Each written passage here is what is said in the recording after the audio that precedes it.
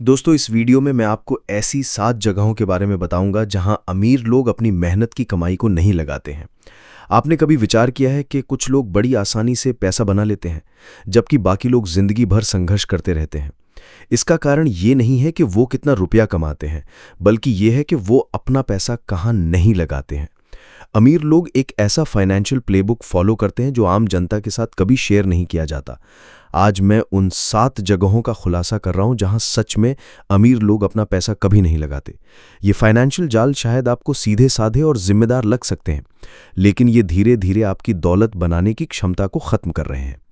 Warren Buffett ने बहुत अच्छी बात कही है, सफल लोगों और बहुत ज्यादा सफल लोगों में बस इतना फर्क है कि बहुत ज्यादा सफल लोग लगभग हर चीज को ना कहते हैं। इसमें अपनी दौलत को बर्बाद करने वाली इन जगहों को ना कहना भी शामिल है। जो आप सीखने वाले हैं वो स्कूलों में नहीं सिखाया जाता। इन 7 जगहों में से हर एक बड़ी पहेली का हिस्सा है, एक ऐसा नक्शा जो दिखाता है कि अमीर लोग किन चीजों से बचते हैं, जबकि लाखों भारतीय इन्हीं जालों में फंस जाते हैं। नंबर 7 पर खास ध्यान देना, क्योंकि वो सबसे खतरनाक जाल है जो फाइनेंशियल फ्रीडम पाने वालों को हमेशा फंसे रहने वालों से अलग करता है। ये जानकारी अगले 30 दिनों में आपका वित्तीय भविष्य बदल सकती है, अगर आप अभी एक्शन लेते हैं। चलिए उन फाइनेंशियल जालों में चलते हैं जिनसे अमीर लोग हर कीमत पर बचते हैं। पहली जगह जहां अमीर लोग कभी अपना पैसा नहीं रखते, बेकार पड़े चेकिंग अकाउंट्स। क्या आपने कभी देखा है कि कितने लोग गर्व से कहते हैं, मैंने अपने चेकिंग अकाउंट में एक अच्छी खासी रकम रखी है, बस सेफ्टी के लिए। सुनने में समझदारी लगती है ना? गलत। वो बेकार पड़ा पैसा असल में आपकी आंखों के सामने सिकुड़ रहा है, और अमीर लोग इस जाल में फंसने की गलती कभी नहीं करते। जब आपका पैसा एक चेकिंग अकाउंट में पड़ा रहता है और 0 ब्याज कमाता है, तो महंगाई हर दिन उसकी कीमत को खा रही है। अगर आज आपके पास 10,000 रुपये पड़े हैं और महंगाई लगभग 3% है, तो अगले साल उसी पैसे की खरीदने की ताकत केवल 9,700 रह जाएगी। आपने कुछ भी ना करके 300 रुपये खो दिए। तो फिर आर्थिक रूप से समझदार लोग अलग क्या करते हैं? वो अपने हर एक रुपए को काम पर लगाते हैं। वे एक उचित इमरजेंसी फंड रखते हैं, आमतौर पर 3 से 6 महीने के खर्चों के बराबर, लेकिन बाकी पैसों को काम पर लगा देते हैं। बेकार पड़ा पैसा उस कर्मचारी की तरह है जो ऑफिस तो आता है लेकिन कभी कोई काम नहीं करता। क्या आप ऐसे आदमी को सैलरी देते रहेंगे? तो फिर अपने कैश से ऐसी उम्मीद क्यों रखते हैं? हाई यील्ड सेविंग्स अकाउंट्स आजकल 4 से 5% का सालाना रिटर्न दे रहे हैं, जो पारंपरिक बैंकों से कई गुना ज्यादा है। ट्रेजरी बिल एक और ठोस विकल्प है जिसमें लगभग कोई जोखिम नहीं होता, और जिन पैसों की आपको सालों तक जरूरत नहीं है, उनके लिए S&P 500 जैसे ब्रॉड मार्केट इंडेक्स फंड्स ने ऐतिहासिक रूप से लंबे समय में लगभग 10% का सालाना रिटर्न दिया है। ये कोई रॉकेट साइंस नहीं है, ये बेसिक मनी मैनेजमेंट है जिसे अमीर लोग पूरी शिद्दत से अपनाते हैं। अभी अपने अकाउंट्स चेक करें, कितना कैश यूं ही बेकार पड़ा है। क्या आप आज ही उसका कुछ हिस्सा किसी अच्छे हाई यील्ड अकाउंट में ट्रांसफर कर सकते हैं? लेकिन जहां बेकार पड़ा पैसा बुरा है, वहीं आपके इन्वेस्टमेंट पोर्टफोलियो में एक और भी विनाशकारी दौलत का दुश्मन छिपा है। दूसरी जगह जहां अमीर लोग पैसा नहीं लगाते, ज्यादा फीस वाले इन्वेस्टमेंट फंड्स। क्या आप जानते हैं कि आप अपने पैसे को मैनेज करने के लिए किसी को कितना भुगतान कर रहे हैं? वो 1% या 2% की सालाना फीस छोटी लग सकती है, लेकिन लंबे समय में यह आपकी किस्मत डुबो सकती है। ये एक और जगह है जहां अमीर लोग अपना पैसा रखने से इनकार करते हैं। इसका कड़वा गणित यहाँ है। अगर आप 20 साल के लिए 1,000 रुपये का निवेश करते हैं और 7% का औसत रिटर्न मिलता है, तो एक फंड जो सिर्फ 0.1% चार्ज करता है, जैसे कई ETF, आपको लगभग 3 गुना 8,60,000 रुपये देगा। लेकिन वही पैसा एक 2% चार्ज करने वाले फंड में आपको केवल 2,26,000 रुपये देगा। ये लगभग 1,24,260 रुपये का चौंकाने वाला फर्क है। इतने में तो भारत के कई शहरों में एक अच्छा घर आ सकता है। अमीर लोग इस गणित को बहुत गहराई से समझते हैं।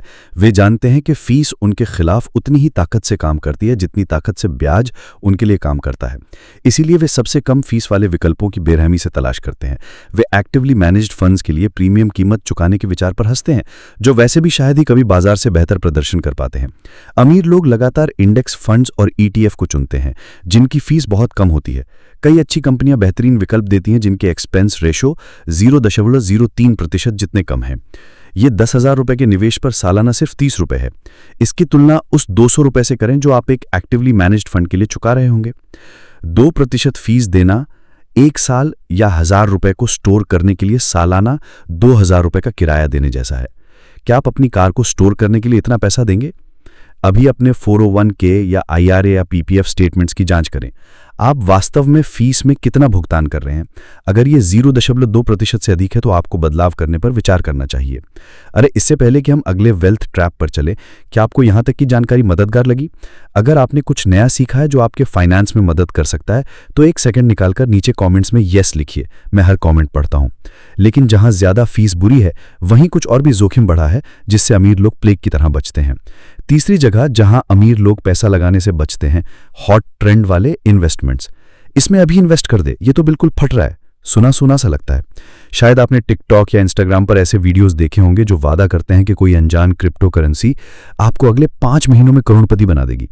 इस तरह की सलाह से ही अमीर लोग दूर भागते हैं और इसका एक अच्छा कारण है। ट्रेडी इन्वेस्टमेंट फैशन की तरह होते हैं। जब तक हर कोई उनके बारे में बात करने लगता है तब तक स्मार्ट मनी पहले ही निकल चुका होता है। ये हॉट ट्रेंड्स आमतौर पर बहुत अस्थिर, अप्रत्याशित और असल वैल्यू से ज्यादा प्रचार पर चलते हैं। ज्यादातर लोग तब ऊंचे दाम पर खरीदते हैं जब हर कोई उत्साहित होता है और तब कम दाम पर बेचते हैं जब घबराहट फैल जाती है। डॉज कॉइन याद है? वो 12,000% ऊपर गया और फिर 90% क्रैश हो गया। जिन लोगों ने देर से इसमें एंट्री मारी उनका पैसा लगभग रातों रात गायब हो गया। यही गेम स्टॉप स्टॉक, कुछ NFTs और यहां तक कि महामारी के दौरान कुछ शहरों में बढ़े हुए हाउसिंग मार्केट के साथ भी हुआ। अमीर लोग रातों रात अमीर बनाने वाली स्कीमों के पीछे नहीं भागते, वे आजमाए हुए भरोसेमंद एसेट्स को पसंद करते हैं। वॉरेन बफेट का तो मशहूर कहना है कि वो किसी ऐसे इन्वेस्टमेंट में हाथ नहीं डालते जिसे वो समझ ना सकते हों। उनका कहना है, इन्वेस्टिंग इतनी बोरिंग होनी चाहिए जैसे आप दीवार पर पेंट को सूखते हुए देख रहे हो। अगर रोमांच चाहिए तो जाओ किसी कैसीनो में पैसा लगाओ। किसी भी नई और हॉट चीज में कूदने से पहले खुद से पूछें, क्या मैं सच में समझता हूं कि यह कैसे काम करता है? क्या इसका कोई प्रमाणित ट्रैक रिकॉर्ड है या सिर्फ हवा बनाई जा रही है? क्या मैं तर्क से सोच रहा हूं या भावनाओं में बह रहा हूं? अगर आपके जवाब भावनाओं और उत्साह की तरफ ज्यादा झुके हैं तो अपने पैसे को संभाल कर रखें। लेकिन पैसों को लेकर भावनात्मक फैसलों की बात करें तो एक और जाल है जो और भी ज्यादा खतरनाक है, क्योंकि ये हमारे समाज में बिल्कुल सामान्य मानकर प्रोत्साहित भी किया जाता है। चौथी जगह जहां अमीर लोग पैसा नहीं लगाते, ऊंची ब्याज दर वाला क्रेडिट कार्ड का कर्ज। क्या आप हर महीने क्रेडिट कार्ड का बिल पूरा नहीं भरते? अगर हां तो सब कुछ रोक दीजिए। आपने उस सबसे गहरे वित्तीय गड्ढे को खोज लिया है जहां आपका पैसा गायब हो रहा है। भारत में क्रेडिट कार्ड कंपनियां आमतौर पर 20 से 30% सालाना ब्याज वसूलती हैं। इसका मतलब है कि अगर आपके कार्ड पर 10,000 रुपए का कर्ज है और आप सिर्फ मिनिमम पेमेंट कर रहे हैं तो आप समय के साथ उस रकम का 2 गुना या 3 गुना तक चुका सकते हैं। अमीर लोग इस तरह के कर्ज को जहर की तरह मानते हैं। सीधी बात करते हैं, अगर आपके 10,000 के बकाये पर 24% का ब्याज है और आप हर महीने सिर्फ मिनिमम 2% का भुगतान करते हैं तो आपको इसे चुकाने में 15 से 20 साल से ज्यादा लग जाएंगे और आप ब्याज में ही 1 साल बाद 2,000 रुपए से ज्यादा दे देंगे। ये एक वित्तीय दलदल है। आप मिनिमम पेमेंट से जितना संघर्ष करेंगे उतना ही गहरे धंसते जाएंगे। आर्थिक रूप से समझदार लोग क्रेडिट कार्ड का इस्तेमाल चतुराई से करते हैं। वे रिवॉर्ड पॉइंट्स, कैशबैक और फायदे इकट्ठे करते हैं, लेकिन हमेशा हर महीने पूरा बिल चुकाते हैं। उनके लिए क्रेडिट कार्ड एक टूल है, जाल नहीं। वे समझते हैं कि कोई भी निवेश लगातार 20-30% का रिटर्न नहीं देता, जिसका मतलब है कि गणित के हिसाब से ऊंचे ब्याज वाले कर्ज को चुकाना ही सबसे अच्छा निवेश है। अगर आप क्रेडिट कार्ड के कर्ज में फंसे हैं तो इसे खत्म करना अपनी पहली वित्तीय प्राथमिकता बनाइए। लेकिन जहां क्रेडिट कार्ड का कर्ज स्पष्ट रूप से बुरा लगता है, वहीं एक और वित्तीय गलती है जो बहुत ही महीन है, जिसे समाज जिम्मेदार मानकर प्रोत्साहित भी करता है। 5वीं जगह जहां अमीर लोग पैसा नहीं लगाते, औकात से ज्यादा महंगी प्रॉपर्टी। प्रॉपर्टी तो हमेशा एक अच्छा निवेश होता है, ये बात आपने कितनी बार सुनी है? ये आम धारणा खतरनाक है, खासकर जब आप गलत समय पर या गलत जगह पर खरीदते हैं। 2020-2021 में देखे गए रियल एस्टेट बूम के दौरान कई लोगों ने फोमो यानी कुछ छूट जाने के डर से हद से ज्यादा महंगे घर खरीद लिए। नतीजा, कुछ लोगों ने देखा कि उनकी प्रॉपर्टी की कीमत 10-20% गिर गई और अब उनका होम लोन घर की कीमत से भी ज्यादा है। ये एक ऐसा वित्तीय दुष्स्वप्न है जो आपकी आजादी को सालों तक छीन सकता है। अमीर लोग सिर्फ इसलिए प्रॉपर्टी नहीं खरीदते क्योंकि हर कोई खरीद रहा है। वे पूरा गणित करते हैं, बाजारों का मूल्यांकन करते हैं, प्रति स्क्वायर फुट की कीमत की तुलना करते हैं, आर्थिक चक्रों को देखते हैं और फाइनेंसिंग की कुल लागत की गणना करते हैं। और अक्सर अगर नंबर सही नहीं बैठते तो वे खरीदने के बजाय किराए पर रहना पसंद करते हैं। एक प्रैक्टिकल नियम है, अगर किसी प्रॉपर्टी की कीमत उसके सालाना किराए से 25 गुना से ज्यादा है तो ये एक खतरे की घंटी है।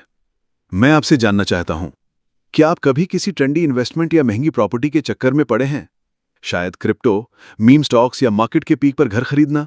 अपना अनुभव कमेंट्स में जरूर शेयर करें। आपकी कहानी किसी और को वही गलती करने से बचा सकती है। वे जानते हैं कि हर रियल एस्टेट की खरीद एक अच्छा सौदा नहीं होती। कभी कभी ये सिर्फ एक संपत्ति के भेष में छिपा हुआ कर्ज होता है। लेकिन एक और बड़ी खरीदारी है जो दौलत को और भी तेजी से नष्ट करती है। छठी जगह जहां अमीर लोग पैसा नहीं लगाते, नई घटती कीमत वाली गाड़ियां। नई कार से ज्यादा तेजी से कोई चीज अपनी कीमत नहीं खोती। उसे शोरूम से बाहर निकालिए और कुछ ही मिनटों में उसकी कीमत काफी कम हो जाती है। और अमीर लोग इस तरह के नुकसान से हर हाल में बचते हैं। एक नई गाड़ी खरीदना सबसे भावनात्मक और आर्थिक रूप से हानिकारक फैसलों में से एक है। एक नई गाड़ी पहले साल में ही 20% और 5 साल में लगभग 50% तक अपनी कीमत खो सकती है। इसका मतलब है कि एक 30 लाख की नई गाड़ी कुछ ही सालों में 15 लाख की रह जाएगी और बाकी का 15 लाख हवा में उड़ गया। आर्थिक रूप से बुद्धिमान लोग खुद से पूछते हैं, क्या ये कार मुझे जहां जाना है वहां ले जाती है, या ये मुझे सालों की किश्तों और घटती कीमत में बांध रही है?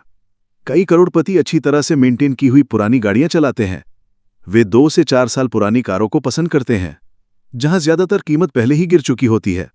और बर्बादी की बात करें तो एक और जगह है जहां अमीर कभी अपना पैसा नहीं लगाते, एक ऐसी गलती जो आपको सब कुछ खर्च करवा सकती है। 7वीं जगह जहां अमीर लोग कभी पैसा नहीं डालते, ऐसे फाइनेंशियल प्रोडक्ट्स जिन्हें वो समझते नहीं है।